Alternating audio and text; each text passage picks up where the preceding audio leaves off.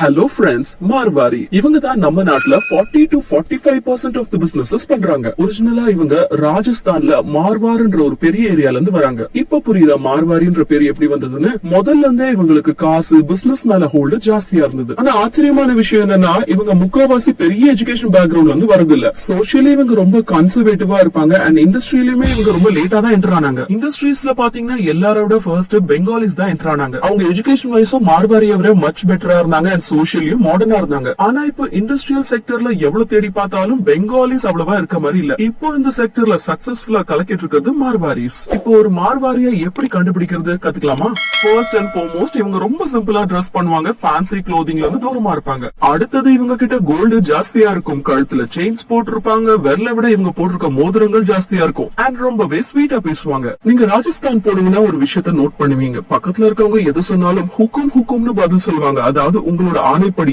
பக்கத்துல இருக்கவங்கள ஒரு ராஜா மாதிரி ஃபீல் பண்ண வைப்பாங்க. இதுதான் அவங்களோட வாடிக்கை. அது மட்டும் இல்லாம இவங்களோட லைஃப் ஸ்டைல் ரொம்பவே சிம்பிளா இருக்கும். காஸ்ட்லி வாட்ச், காஸ்ட்லி காரு, இந்த கதையெல்லாம் நோ நோ நோ. அது மட்டும் இல்லாம இவங்க வீடுகள் பார்த்தா இவங்க பணக்காரங்களா ஏழையா சொல்லவே முடியாது. அண்ட் யூஸ்லெஸ் டிராவல்ஸ் எல்லாம் அவாய்ட் பண்ணிடுவாங்க.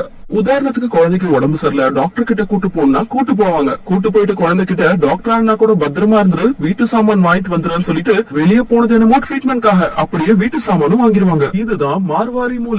காசு டைம் ரெண்டுத்தையும் மிச்சப்படுத்துவாங்க. இப்ப இவங்க பிசினஸ் பத்தி பாப்போம். இவங்களோட பிசினஸ் ஸ்டைல் ரொம்பவே பழசு அண்ட் ரொம்பவே effective. Mainly Marwari joint family business நடத்துவாங்க. ஒரு உதாரணத்துக்கு மார்வாரி ஃபேமிலில அப்பா ஸ்வீட் கடை நடத்தினா பெரிய பையன் ஸ்வீட் பாக்ஸ் பேக் பண்ணுவாரு, ரெண்டாவது பையன் ஸ்வீட்டை தயாரிப்பாரு, மூணாவது பையன் டேபிள கிளீன் பண்ணி வைப்பாரு, அண்ட் அப்பா பில்லிங் கவுண்டர்ல உட்கார்ந்துருவாரு. சோ குடும்பமா எல்லாரும் இந்த பிசினஸ் பாத்துப்பாங்க. இதன் மூலமா இவங்களால வேஜஸ் கட் பண்ண முடியுது. ரெண்டாவது அதிக நேரம் வேலை பார்ப்பாங்க, ஏன்னா எல்லாரும் ஃபேமிலி மெம்பர்ஸ். அண்ட் மூணாவது குவாலிட்டியில காம்ப்ரமைஸே இருக்காது, ஏன்னா வீட்டுல இருக்க எல்லாரும் ஓனரா செயல்படுவாங்க. நிறைய மார்வாரிஸ் பாத்தீங்கன்னா இந்த பேசிஸ்ல தான் பிசினஸ் பண்ணுவாங்க. அது மட்டும் இல்லாம இந்தியால இருக்க பெரிய businesses DMart, Haldiram's, Lenskart, Myntra, OYO, Zomato, Flipkart இவங்க எல்லாருமே மார்வாரிஸ் தான். இவங்க கிட்ட ஏதோ ஒரு சீக்ரெட் இருக்கு. அதனாலதான் இவங்க பல காலமா டாப் லெவல்ல இருந்துகிட்டு இருக்காங்க. சோ அப்படி என்னெல்லாம் சீக்ரெட்ஸ் இருக்கு இன்னைக்கு நம்ம பார்க்கலாம். ஃபர்ஸ்ட் பாயிண்ட் என்ன தெரியுமா? Opportunity seeker. 2005ல ஃபோர்ப்ஸ் மேகசின்ல டாப் 3 richest people ரேங்க் பண்ணிருந்தாங்க. அப்போ நம்பர் 1ல இருந்தது மைக்ரோசாஃப்ட் ஃபவுண்டர் பில் கேட்ஸ், ரெண்டாவது இன்வெஸ்டர் வாரன் புஃபெட், அண்ட் மூணாவது ஸ்டீல் இண்டஸ்ட்ரியோட ரூலர் லக்ஷ்மி மித்தல். அவரும் ஒரு மார்வாரி பிசினஸ் பர்சன் தான். பில் கேட்ஸ் அவரோட காசை கம்ப்யூட்டர் டெக்னாலஜில இன்வெஸ்ட் பண்ண சமயத்துல லக்ஷ்மி மித்தல் அவரோட காசை ஸ்டீல் இண்டஸ்ட்ரியில இன்வெஸ்ட் பண்ணாரு. அவரோட கேபிட்டல ஸ்டீல் இண்டஸ்ட்ரியில இன்வெஸ்ட் பண்ண சமயத்துல இண்டஸ்ட்ரி ரொம்ப புவரா பெர்ஃபார்ம் பண்ணிட்டு இருந்தது. ஏன்னா ஸ்டீல் பொறுத்த வரைக்கும் ரா மெட்டீரியல் பிரைஸ் மார்க்கெட் தான் டிசைட் பண்ணுது, அண்ட் பினிஷ் ப்ராடக்டோட பிரைஸும் நம்மளால டிசைட் பண்ண முடியாது. சோ இந்த இண்டஸ்ட்ரியில நிலைச்சிருக்கிறதே பெரிய விஷயமா இருக்கும் போது ப்ராஃபிட்ன்றது பெரிய கனவா இருந்தது. ஒரு நல்ல யோசிச்சு மிட்டல் சார் ஒரு பிளான் பண்ணாரு. சோ 1976ல ஸ்டீல் மில் செட்டப் பண்ணி எல்லா ப்ராப்ளம்ஸ்க்கு நடுவுல one of the largest and profitable steel business build பண்ணாரு. நீங்க கேள்வி கேட்கலாம், இது எப்படின்னு. இதுக்கு ஆன்சர் ஆப்பர்ச்சுனிட்டிஸ பார்த்துதான். 1980ல எல்லாரும் டொமஸ்டிக் மார்க்கெட்ல ஸ்டீல் பிசினஸ் பண்ணிட்டு இருந்த போது லக்ஷ்மி மித்தல் இன்டர்நேஷனல் மார்க்கெட்ல ஸ்டீல் பிசினஸ் பண்ணணும்னு நினைச்சாரு. அந்த நேரத்துல இன்டர்நேஷனல் மார்க்கெட்ல ஒரு பெரிய பிளேயர் கிடையாதும் கூட. இதனாலதான் அவரோட ஸ்டீல் பிசினஸ் ரொம்ப ஃபாஸ்டா க்ரோ பண்ண முடிஞ்சது. மார்வாடிஸ்க்கு இந்த ஒரு பழக்கம் இருக்கு. வர ஆப்பர்ச்சுனிட்டியை எப்படியும் அவங்க கைவிட்டு போகாம பாத்துப்பாங்க. ஒரு விஷயத்திலயும் அவங்க பிசினஸ் தேடுவாங்க. ரெண்டாவது செல்ஃப் மேனேஜ்மெண்ட். மார்வாடி வேலையை எவ்வளவு பேர் வச்சு செஞ்சு பில்லிங்ல அவங்க தான் உட்காருவாங்க. ஒரு ரூபாயும் கூட கரெக்டா கணக்கு பண்ணி பதிவு பண்ணுவாங்க. காசு விஷயத்துல அவங்க யாரையும் நம்புறதே கிடையாது. மார்வாரி கல்லால காசு எப்படி மறைச்சு வைப்பாங்கன்னா, குழந்தை பாட்டில பாலை மறைச்சு வைக்கிற மாதிரி. இத பேஸ் பண்ணி ஒரு இன்சிடென்ட் நான் உங்களுக்கு சொல்றேன். ஒரு வாட்டி ஒரு மார்வாரி அவரோட கடையில பில்லிங் கவுண்டருக்கு பின்னாடி உட்கார்ந்துட்டு காசு எண்ணிட்டு இருந்தாரு. இப்போ அந்த பக்கமா வந்த ஒரு பிச்சைக்காரன் மார்வாரி காசு என்றத பார்த்தான். ஐயா, 2 நாளா சாப்பிடவே இல்ல, ஏதாச்சும் காசு கொடுத்து உதவி பண்ணுங்கன்னு கேட்டான். மார்வாரி சொன்னாரு, போயிடுங்க, என்கிட்ட எந்த காசும் இல்லன்னு. அந்த பிச்சைக்காரன் கொஞ்சம் அடமெண்டா இருந்தான். எப்படியாச்சும் இவர்கிட்ட ஏதாச்சும் வர வைக்கணும்னு, ஐயா காசு இல்லாட்டியும் பரவாயில்ல, ஏதாச்சும் சாப்பிடுவாதும் கொடுங்கன்னு கேட்டான். நான் தான் சொன்னல என்கிட்ட எதுவும் இல்லன்னு, போயிடுங்க இருந்து. இப்போ பிச்சைக்காரன் சொன்னா, அவங்ககிட்ட எதுவும் இல்லன்னா கவுண்டர் பின்னாடி எதுக்கு உட்கார்ந்துருக்க, பேசாம ஏன் கூட வந்துரு, எது கிடைச்சாலும் பாதி பாதி ஷேர் பண்ணிக்கலாம். இருந்து என்ன சொல்ல வரேன்னா, உலகம் அப்சைட் டவுன் ஆனாலும் அவங்க கல்லாப்பட்டில இருந்து நகர மாட்டாங்க. அவங்க கணக்க பக்காவா மெயின்டைன் பண்ணுவாங்க. எவ்வளவு வாங்கியிருக்கோம், எவ்வளவு வித்து இருக்கும், எவ்வளவு கடன் இருக்கு, எவ்வளவு வர வேண்டி இருக்கு, இப்படி எல்லாத்தையும் நோட் பண்ணி வைப்பாங்க. உங்களோட ஒர்க்கரே கூட பீடி சிகரெட்டுக்கு ஒரு 10 ரூபாய் வாங்கியிருந்தாலும் அதையும் எழுதி வச்சுப்பாங்க.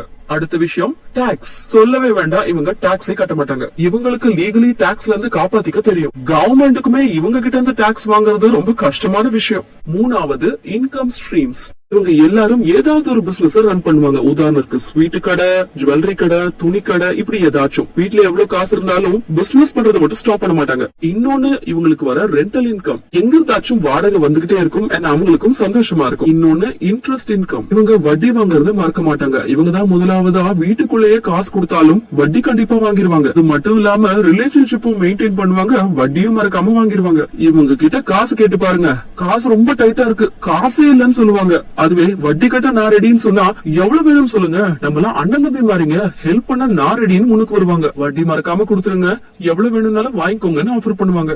இன்னொரு முக்கியமான விஷயம், இவங்க காசை அப்படியே சும்மா வச்சிருக்க மாட்டாங்க.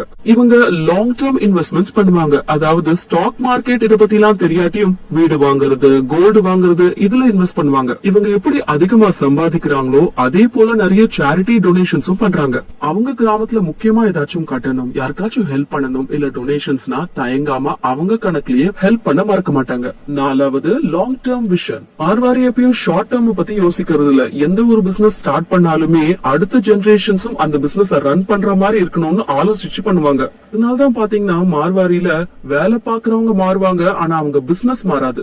இவங்க பிசினஸ் பண்ண ஸ்டார்ட் பண்ணும்போது பிசினஸ் சரியா ஓடலனாலும் அது அவங்களுக்கு பெருசா பாதிக்காது. ஏன்னா இவங்களோட போக்கஸ் லாங் டேர்ம் ஸ்டெபிலிட்டி மேலதான். சோ இவங்க ஃபியூச்சரை செக்யூர் பண்றதுக்காக பிரசன்ட காசு மேல வைப்பாங்க. இவங்க பாத்தீங்கன்னா ஒரு பிசினஸ் ஸ்டார்ட் பண்ணா கூட அதுல வர ப்ராஃபிட்ட திரும்ப பிசினஸ்லயே இன்வெஸ்ட் பண்ணுவாங்க. சோ தட் லாங் டேர்ம்ல பிசினஸ் எக்ஸ்பேண்ட் ஆயிட்டே இருக்கும். இவங்க எவ்வளவு லாங் டேர்ம்ல யோசிக்கிறாங்கன்னா இவங்களோட ரிலேஷன்ஷிப்ஸும் லாங் டேர்ம் கணக்குல தான் இருக்கும். அது கஸ்டமர், சப்ளையர், எம்ப்ளாயர், இப்படி யாரா இருந்தாலும் சரி, எது மேல கீழே போனாலும் இவங்களோட பிசினஸ் பார்ட்னர்ஸ் மாறுறது இல்ல. ஏன்னா இவங்க business trust and reliability base பண்ணி நடக்குது. அதனாலதான் அவங்க பசங்க கிட்ட அவங்க பிசினஸ் பத்தி பேசுவாங்க, ஃபேமிலில எல்லார்கிட்டயும் காசை பத்தி டிஸ்கஸ் பண்ணுவாங்க. சோ தட் அடுத்த ஜெனரேஷனுக்கு பிசினஸ் ஹேண்ட் ஓவர் பண்ணலாம். இதனாலதான் பிசினஸோட எல்லா இம்பார்ட்டன்ட் ஸ்கில்ஸ் ஃபேமிலி மெம்பர்ஸ்க்கு மட்டும்தான் சொல்லி கொடுப்பாங்க.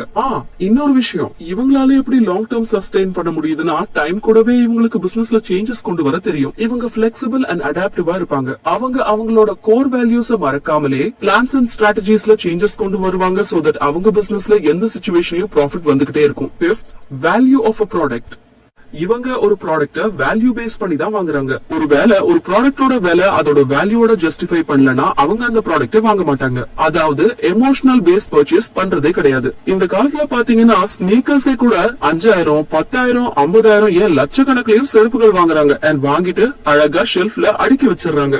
மார்வாரி எப்பயும் இப்படி பண்றது இல்ல. இங்க யாரும் மார்வாரி கிட்ட இந்த செருப்பை பாருங்க, இது 50,000 ரூபான்னு சொன்னீங்கன்னா, ஏன்பா இந்த காசை கோல்ட்ல போட்டுருக்கலாம்ல, 500 ரூபாய் கூட செருப்பு கிடைக்கும் சொல்லுவாங்க. அம்மா இது லிமிடெட் எடிஷன், வேற எங்கேயும் கிடைக்காது, அப்படி இப்படின்னு கதை விட்டாலும் மார்வாரி ஈஸியா சொல்லிடுவாங்க. எவ்வளவு காசு கொடுத்து வாங்கினாலும் தலையிலே வச்சுக்க போறேன்னு கேட்பாங்க. மார்வாரி ஒரு பொருளை கம்மி விலைக்கு வாங்கணும்னு டிசைட் பண்ணிட்டா வேர்ல்டோட பெஸ்ட் சேல்ஸ்மேன் வந்து அதிக விலைக்கு விற்கணும்னு கன்வின்ஸ் பண்ணாலும் நடக்கவே நடக்காது. காஸ்ட்லியா விற்க நினைச்சு பார்க்க கூட முடியாது. ஒருவேளை மார்வாரியே உங்ககிட்ட வந்து ஒரு பொருள் வாங்க வந்து அது நார்மல் பிரைஸ்ல கூட விற்க முடியாது. விற்க நினைச்சவங்க நொந்து போயிருவாங்க. அவ்வளவு நெகோசியேஷன் நடக்கும். அவங்க எல்லா விஷயத்திலயும் நெகோசியேட் பண்ணுவாங்க. அவங்களுக்கு எல்லாமே கம்மி விலையில கிடைக்கணும். அவங்க ஒரு ப்ராடக்ட் வாங்கினா கூட அதோட மேக், அதோட ஃபீச்சர்ஸ் இதெல்லாம் பார்க்க மாட்டாங்க. அதோட பிரைஸ் அண்ட் எவ்வளவு கம்மிக்கு கிடைக்குதான் பாப்பாங்க. கடைக்காரர் லட்சம் வாட்டி இதுதாங்க பிரைஸ், கம்மி எல்லாம் பண்ண முடியாதுன்னு அடிச்சு பேசினாலும் மார்வாரி சொல்லுவாங்க, இங்க பாருங்க உங்க கடையை தேடி வர நம்ம எல்லாம் அண்ணன் தம்பி மாதிரி பழகிறோம், பார்த்து பண்ணுங்கன்னு சொல்லுவாரு. அதுவே அவங்க கடைக்கு நம்ம ஏதாச்சும் வாங்க போனோம்னா ₹1 கூட கம்மி பண்ண மாட்டாங்க. ஒருவேளை கஸ்டமர் உங்ககிட்ட பிரைஸ் அதிகமா இருக்குங்கன்னு சொல்லிட்டா, இங்க பிரைஸ் ரொம்ப கம்மிங்க, எங்க குழந்தைங்க மேல சத்தியமா, கடவுள் மேல சத்தியமா, இதுல எனக்கு ஒரு ₹10 வந்தாலே ஜாஸ்திங்க, உங்ககிட்ட அதிகமா வாங்க வேணாம்னு சொல்லுவாங்க. 6 பாயிண்ட் காஸ்ட் கண்ட்ரோல். மார்வாரிஸ் பத்தி சொல்லவே வேண்டாம். அவங்களுக்காகவோ பிசினஸ்க்காகவோ ₹1 கூட எக்ஸ்ட்ராவா செலவு பண்ண மாட்டாங்க. ரொம்ப எஃபிஷியன்டா செயல்படுவாங்க. மினிமம் வேஸ்டேஜ்ல மேக்ஸிமம் அவுட்புட் கொண்டு வர பாப்பாங்க. இவங்க பட்ஜெட்டிங், ஃபைனான்சியல் பிளானிங்க ரொம்ப சீரியஸா கவனிப்பாங்க. இவங்க பிசினஸ்ல காசு சேமிக்க நிறைய வழிகள் தேடிக்கிட்டே இருப்பாங்க. இவங்க யூஸ்வலாவே அவங்க பிசினஸ்ல ஸ்டாஃப் கம்மியா தான் வச்சிருப்பாங்க. அண்ட் எம்ப்ளாயிஸ் எல்லாரையும் மோட்டிவேட்டடா வச்சிருப்பாங்க. முக்கியமா இவங்களோட எம்ப்ளாயர்ஸையும் வீட்டுல ஒருத்தர் மாதிரி தான் ட்ரீட் பண்ணுவாங்க. சோ அவங்க கிட்ட இருக்க கேபிட்டல சரியா பிளான் பண்ணி யூஸ் பண்ணுவாங்க. தெளிவா புரிஞ்சிருக்கும் நம்புறோம். அண்ட் இந்த வீடியோ உங்களுக்கு பிடிச்சிருந்தா லைக் பண்ணுங்க, கமெண்ட் பண்ணுங்க, சப்ஸ்கிரைப் பண்ணுங்க, உங்க ஃப்ரெண்ட்ஸ் அண்ட் ஃபேமிலிக்கும் ரெக்கமெண்ட் பண்ணுங்க. மீண்டும் ஒரு இன்ஃபர்மேட்டிவ் ஃபினான்ஸ் ரிலேட்டட் வீடியோவோட நாங்க உங்களை சந்திக்கிறோம். Till then, this is